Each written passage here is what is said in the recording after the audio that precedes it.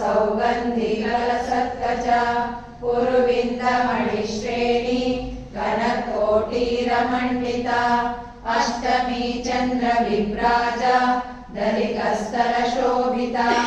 मुखचन्द्रकलङ्काभा मृगनाभिविशेषका वदनस्मरमाङ्गल्या गृहतोरणचिल्लिका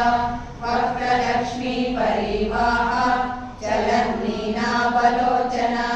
नवचम्पकपुष्पाभा नासादण्डविराजिता